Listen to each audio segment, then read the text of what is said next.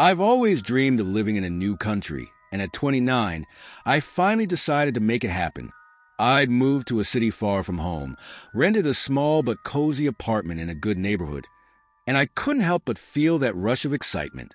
The energy of the city was like nothing I'd ever felt before. The streets were alive, and the skyline from my new window looked nothing short of magnificent. I work as a freelancer, which gives me the freedom to travel whenever I want. I've always loved that sense of independence. No office hours to report to, no rigid schedule to follow, just me and my laptop, wherever I choose to be. This was what I had worked for, what I had always imagined, the opportunity to explore the world on my terms. My first few days in the apartment were spent setting up, unpacking boxes, and getting to know the place. I was excited to explore the city too, so I made sure to take some time to wander around. The neighborhood was charming, with narrow streets, local cafes, and markets. There was a whole new world to discover, and while I was eager to get to know the city better, I also knew it would take time before I truly felt settled. Living here, in this vibrant new place, felt like the start of something big. Every day was an adventure. New foods, new people, new experiences. But as exciting as everything was, there was still something missing. I hadn't yet found a sense of belonging. I wasn't sure if it was the novelty of everything, or if it was the loneliness that occasionally crept in when I was alone in my apartment. Still, I kept moving forward, joining meetups and talking to the locals, trying to build a sense of connection in this new life. But despite all the excitement and the rush of exploring, I couldn't shake the feeling that something was off. It started as a small feeling, almost like being watched. The first few times, I dismissed it as the usual anxiety that comes with change. But the feeling grew stronger with each passing day until it became impossible to ignore. I couldn't quite put my finger on it, but something didn't feel right. One evening, I was sitting in my living room, working on a project, when I saw something out of the corner of my eye. It was quick, but it was there. I turned my head sharply, expecting to see nothing, but for a moment, I could have sworn I saw movement. Something or someone was there. When I arrived in the new place, I was determined to make the most of this fresh start. I spent the first few days getting to know my neighbors, trying to integrate into the community. They were all warm and friendly, always greeting me with smiles and making me feel welcome. It didn't take long before I realized just how close-knit the neighborhood was. People waved to each other on the streets, stopped to chat at the local cafes, and helped one another out without hesitation. It was the kind of place that made you feel like you belonged, even if you were new. The first neighbor I met was Mr. Thompson, an older man who had lived here for years. He was always willing to lend a hand or offer advice about the area, whether it was where to find the best coffee or tips for navigating the city. His enthusiasm for the neighborhood was contagious, and I quickly found myself enjoying the daily interactions with him. Then there was Sarah, a young woman in her early 30s who had a small bakery down the street. She was always happy to chat and share stories about her life here. Her baked goods were incredible, and I found myself frequenting her shop more often than I probably should. We quickly became friends, and she invited me to a few local events. Everyone seemed to know everyone else, and it felt like I was getting pulled into this tight little web of friendly faces and shared experiences. Soon enough, I felt like I was becoming part of the community. My neighbors invited me to dinners, local gatherings, and weekend outings. Everything was going smoothly, and I had to admit, living here felt easier than I had expected. But while I was forming connections with the people around me, there was something I couldn't quite shake. A feeling that maybe, just maybe, things weren't as perfect as they seemed. I pushed the thought aside. After all, I was new to this city, and I was just getting used to everything. But that nagging feeling lingered. Perhaps it was the unfamiliarity of the place or the sudden change. But there were moments when I found myself looking over my shoulder, as if I was being watched. Still, I didn't let it stop me from enjoying my new life here, at least not yet. Walking along the streets of this new country, I couldn't help but feel a sense of freedom wash over me. The air was different. The rhythm of life here was different, and I was finally in control of my own time. 2 years ago, I had been stuck in a typical office job, working 9 to 5, living for the weekends. I never could have imagined that everything would change so drastically. Back then, I felt like I was on autopilot, just moving through life without any real excitement or direction. But now, everything was different. As a freelancer, I had the flexibility to work when I wanted and where I wanted. I could travel, explore new places, meet new people, and do things that had always felt out of reach. The idea of having my own schedule, of deciding when to wake up and when to work, was something I had dreamed of for years but never thought would come true. And yet here I was, living that reality. As I walked through the streets, observing the bustling cafes, colorful shops, and the unfamiliar sounds of a new language being spoken around me, I couldn't help but smile. The possibilities seemed endless. I was no longer confined by the constraints of a desk job or a rigid routine. I was free to shape my own life, to create my own path. The sense of possibility was overwhelming at times, but in a good way. I had taken risks to get here, made sacrifices, and stepped into the unknown. But now, in this moment, it felt like every decision I had made had led me to the right place. I was finally living a life that felt like my own, and it was exhilarating. It wasn't just about the freedom to work on my own terms, though. It was about the freedom to be myself, to embrace new experiences, and to truly live. I could feel that I was starting a new chapter, and for the first time in a long time, I felt alive. A week later, I ran into my first issue with the apartment. The sink wouldn't drain. At first, I thought it was just a minor clog, something I could fix myself with a plunger, but after a few attempts, it was clear that I needed some help. I asked around the building to see if anyone had a good plumber's number, but it turns out our residential complex had a plumber on staff. I was a little surprised. I wasn't used to that kind of convenience, especially back home where you always had to search for a reliable contractor. I got in touch with him, and he was more than happy to help.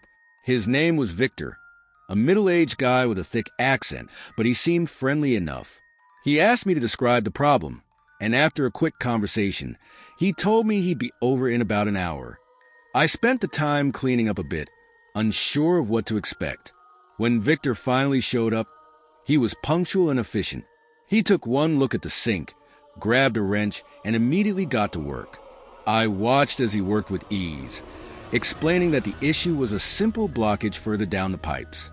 He didn't need to tear apart the entire plumbing system, like I had imagined, and he finished the job in no time. Before I knew it, the sink was working perfectly again.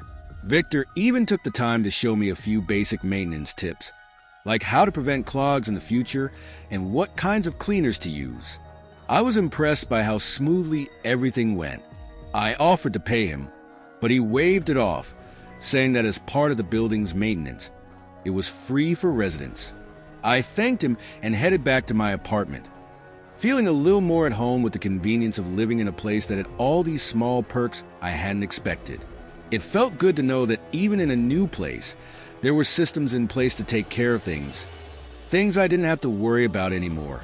I got along really well with Carl, the plumber.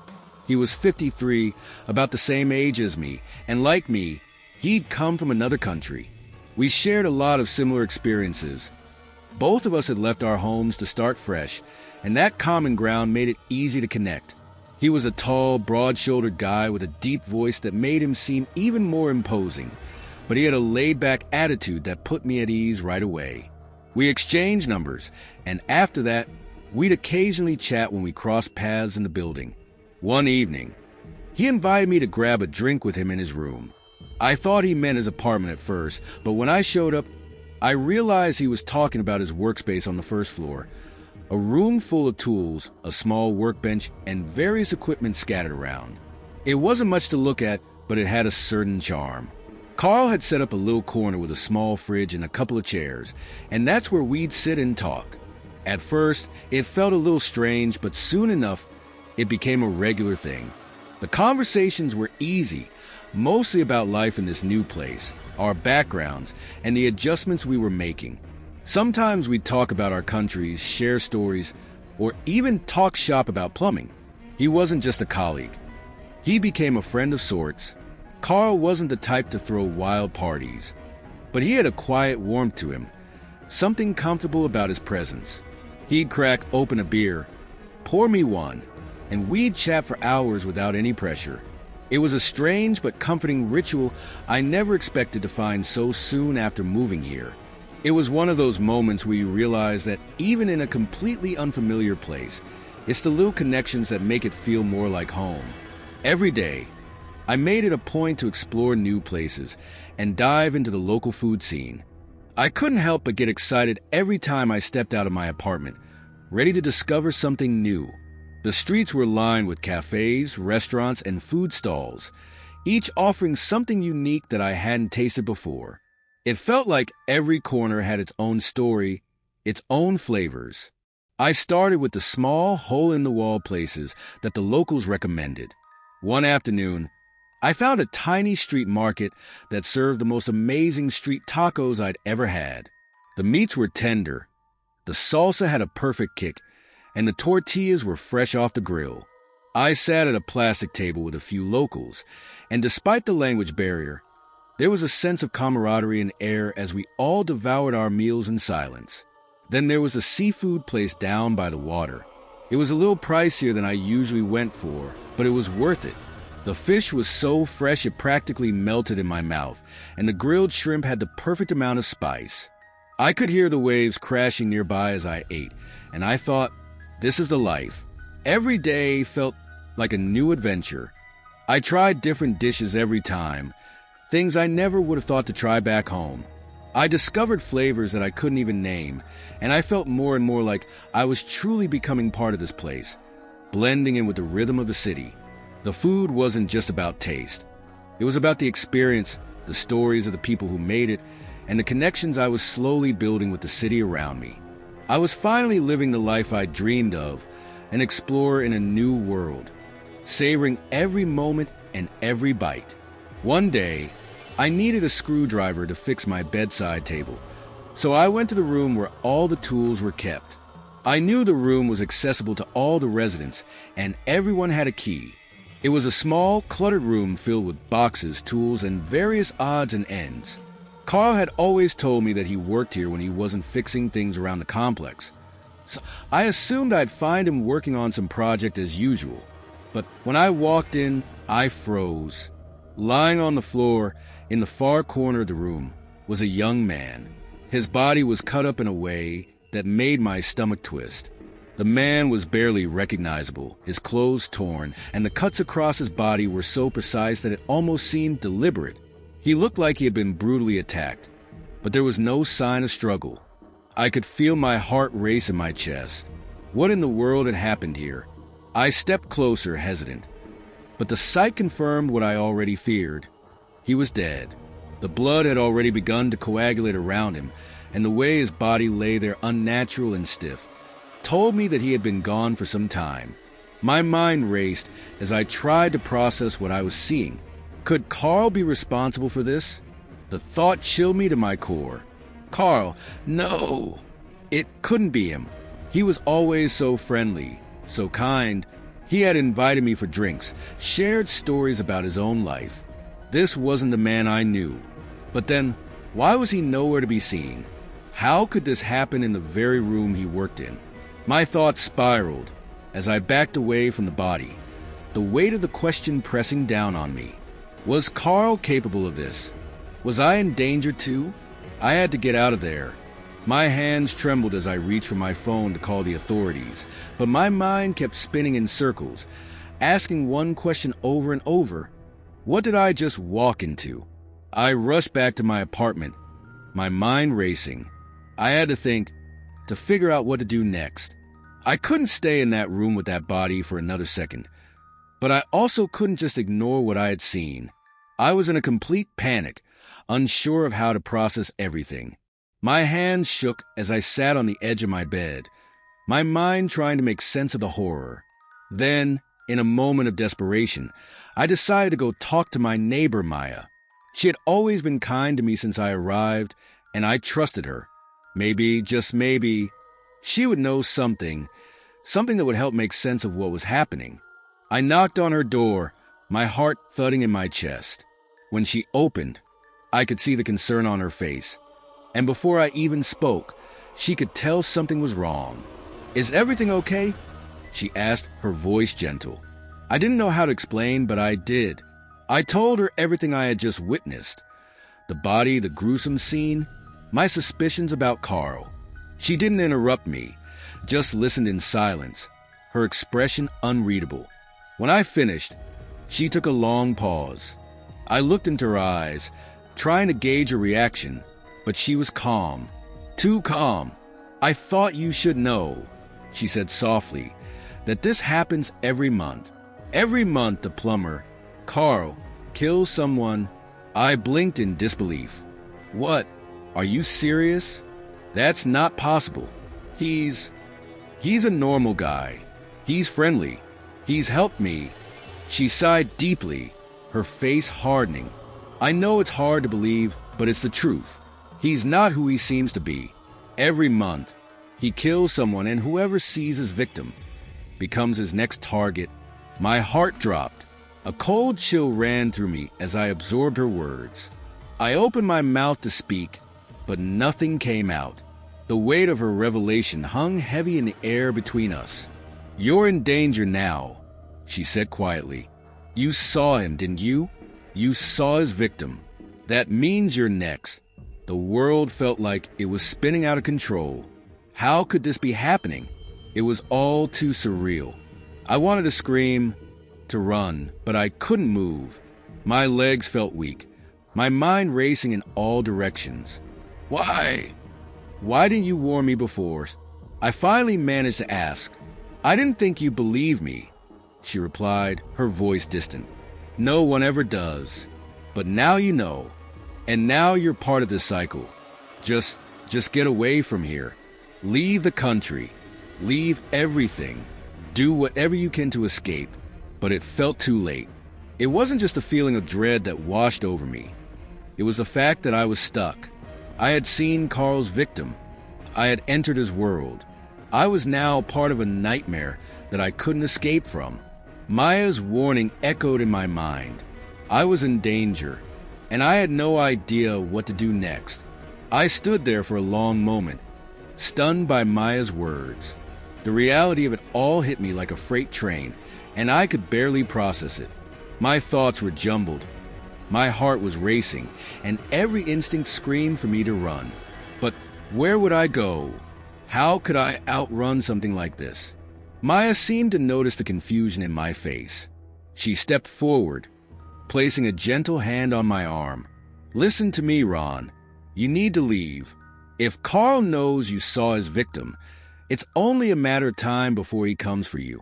I felt the panic rising again, gnawing at my chest. My throat tightened as if I couldn't breathe. I had just started to feel at home in this new place, and now this madness was tearing everything apart. "I can't just leave," I said, my voice shaky. "I'm not going to let him intimidate me. I'll call the police. No," Maya interrupted sharply. "You don't understand. The police can't help you. This isn't something they can solve.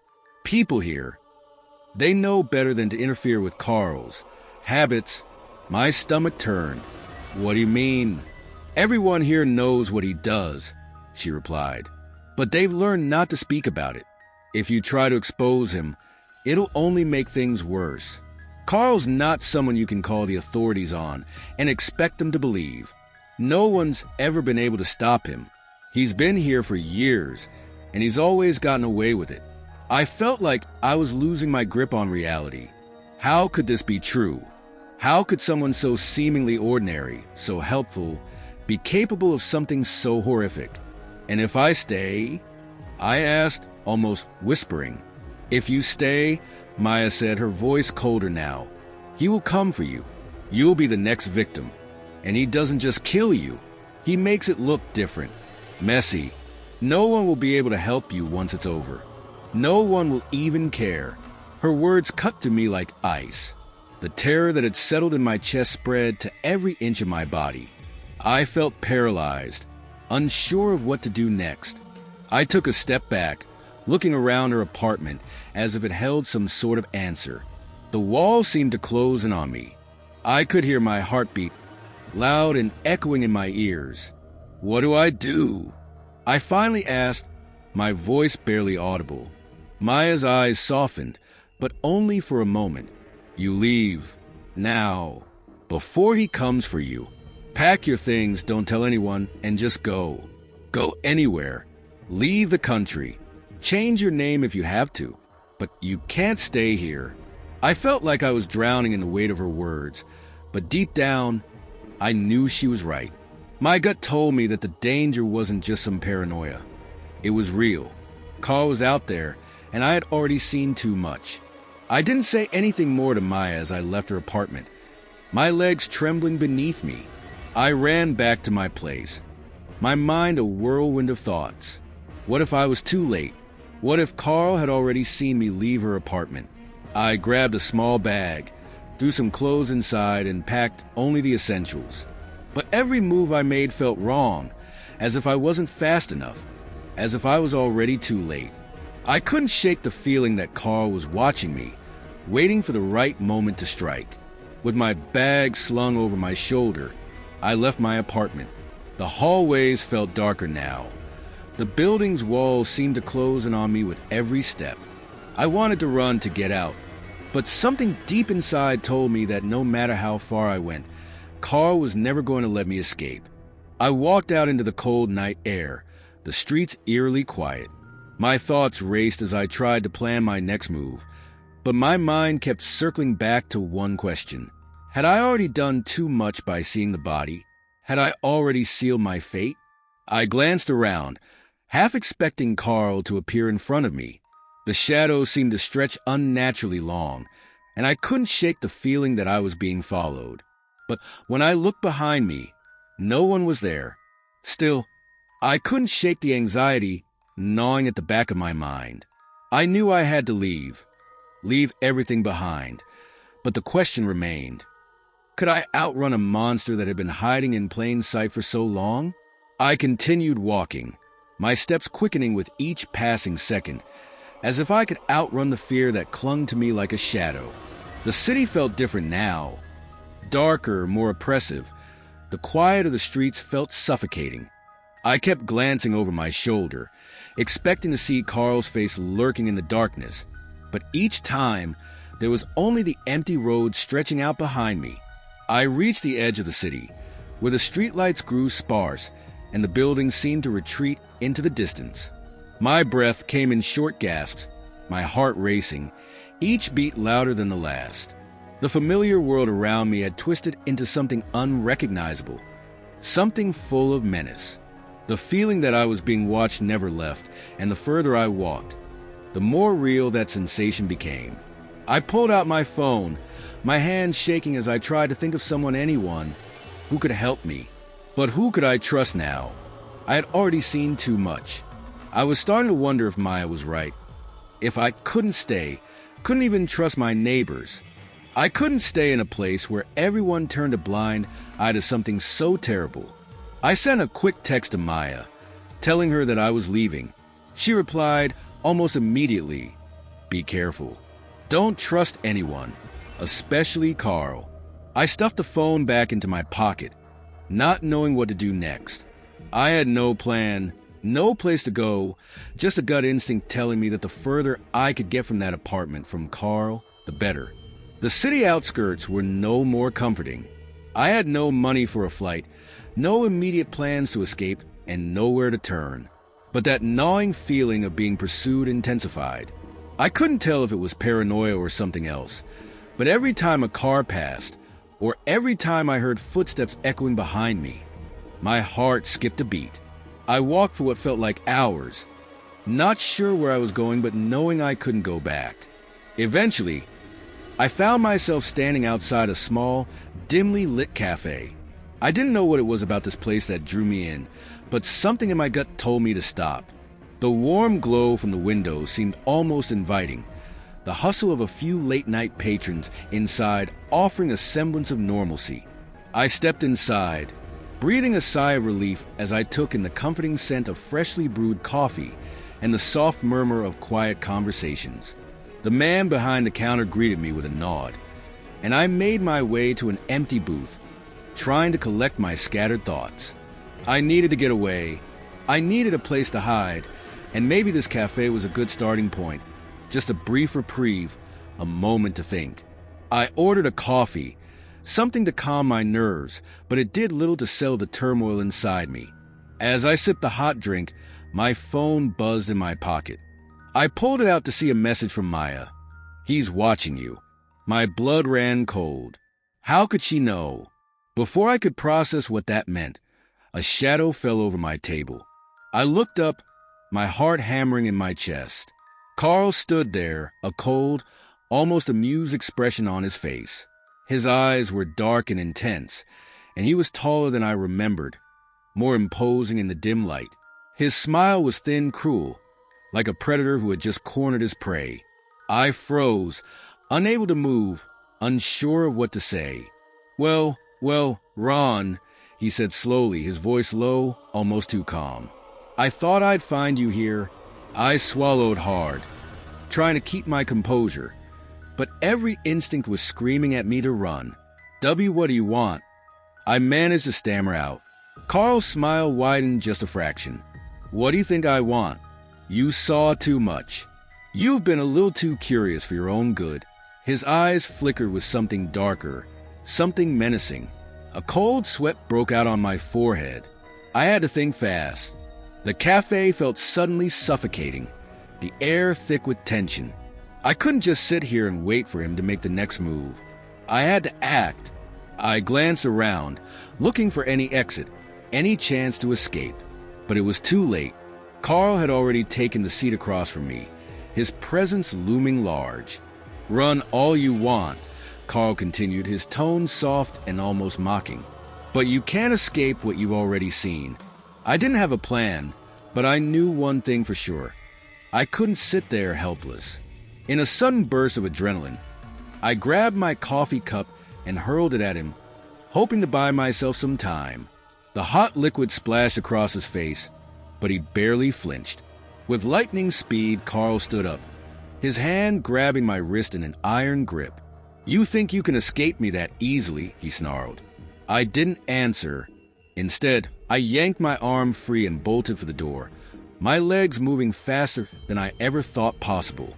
My heart pounded in my chest, every footstep echoing like thunder behind me. But when I turned the corner, Carl wasn't chasing me anymore. I looked back once, my breath ragged, my body shaking, but he was gone. I kept running, not stopping until I found an old, familiar street and realized that, for the first time in hours, I hadn't heard Carl's footsteps behind me. I slowed down as I entered a quieter part of the city, my breaths coming in ragged gasps. The adrenaline still coursed through my veins, my heart thundering in my chest. It was as though I'd been running for my life, even though I hadn't seen Carl for several minutes now. The silence around me felt oppressive, and my every step seemed too loud in the stillness. I had no idea where I was, but somehow that didn't seem to matter. I needed to get as far away from the cafe as possible. I needed to be hidden. My thoughts were scattered, and my brain struggled to process what had just happened. How had Carl found me? What did he mean when he said I couldn't escape what I'd already seen? I turned down a narrow alleyway, my eyes darting around, looking for any sign of danger. But there was nothing, just empty streets, dim streetlights casting long shadows. I felt exposed, vulnerable, as if something was waiting for me in the darkness. I pulled out my phone, hand still trembling, and called Maya. She picked up almost immediately. "Ron, are you okay?" Her voice was filled with concern. I don't know. I saw him again, Maya. Carl. He found me, and I ran. Where are you? Tell me where you are, she demanded, her voice sharp. I don't know exactly. Somewhere in the city, near the old industrial area. I just ran. I couldn't stay in the cafe. I need you to stay calm.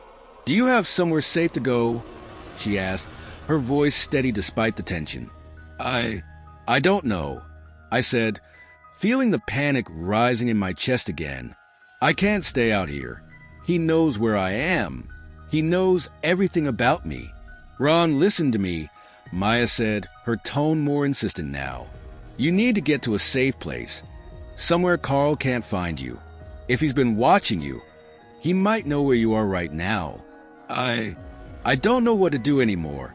"I've tried to run, but I feel like he's always a step ahead," I confessed, my voice shaking.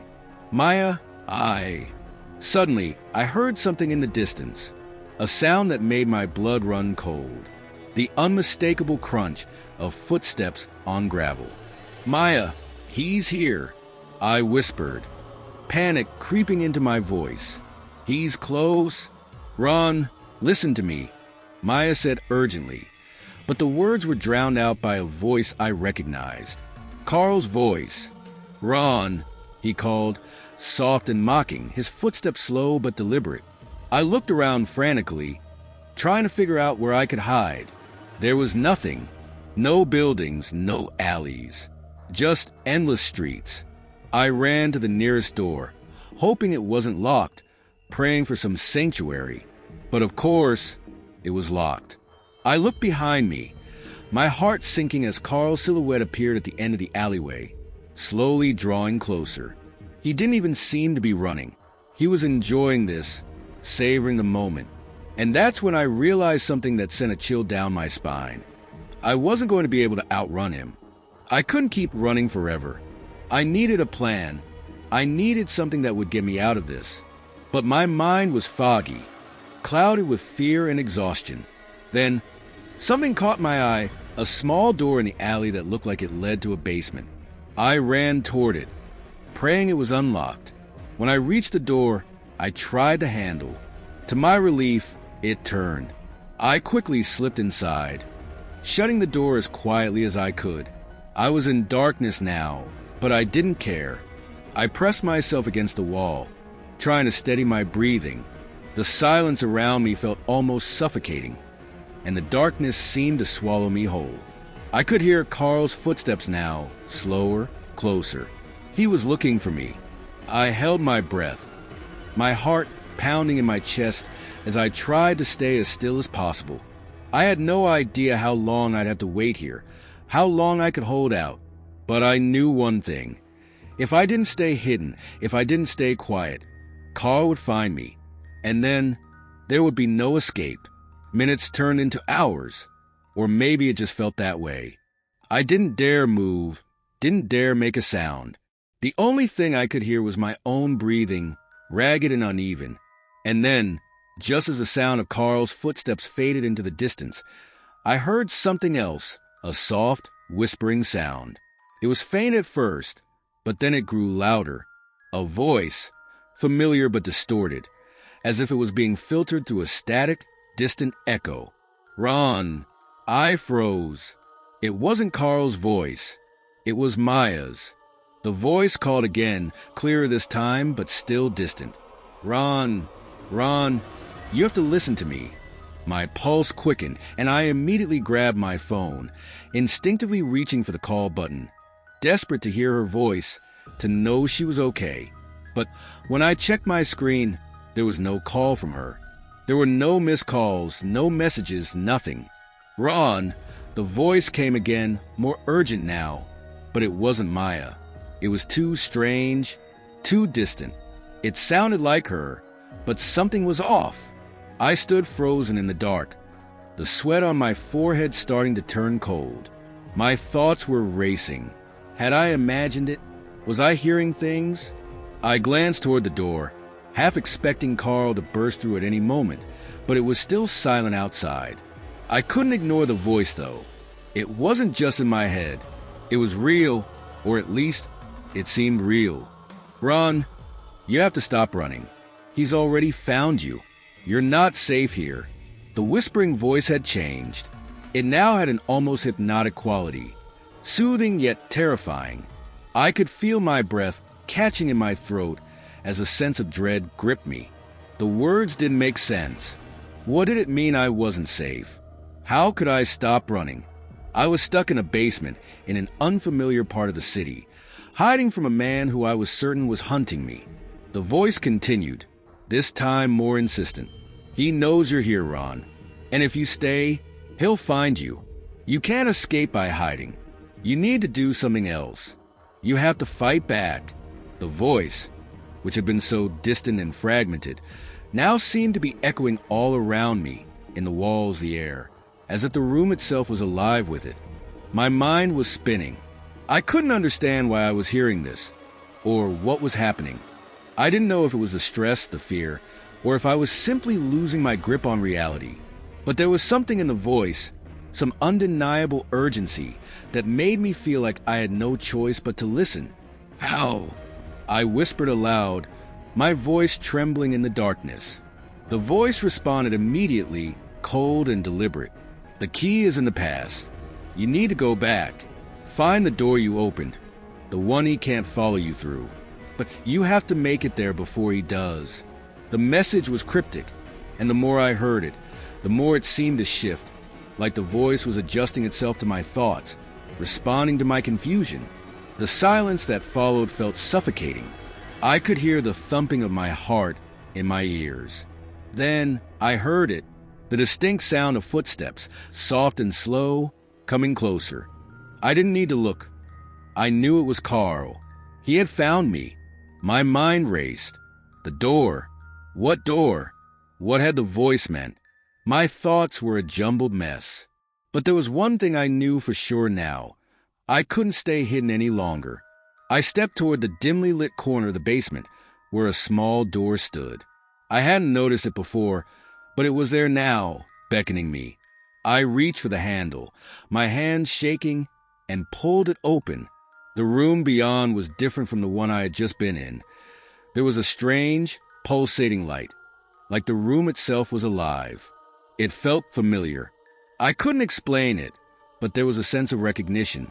I stepped through the threshold, the air around me shifting, and I suddenly felt a weight lifted off my chest. The oppressive fear I'd been carrying since I'd first encountered Carl seemed to dissipate. But then, as the light grew brighter, I saw him. Carl was standing at the far end of the room, his eyes burning with rage. And just beyond him, a door stood open, leading to a hallway I couldn't see clearly. It was an impossible room, a room that shouldn't have existed. I didn't have time to think. I just knew I had to move. I sprinted toward the open door, my legs feeling heavy, but I pushed forward, barely noticing the strange distortions in the air, the flickering shadows that followed me. Carl shouted something, but it was drowned out by the rush of my own heartbeat in my ears. As I ran, the walls of the hallway seemed to stretch endlessly, the light flickering around me like it was warping reality itself. Then, ahead, a door loomed, large and imposing. This was it. I didn't know how I knew it, but I knew that if I passed through that door, I would be free. I reached for the handle, my breath coming in gasps, and just as my fingers touched it, I felt a hand on my shoulder. I spun around, my heart nearly stopping in my chest. Carl was there, standing too close, his eyes wide and crazed. "You think you can escape me, Ron," he hissed. I looked at him, my mind reeling.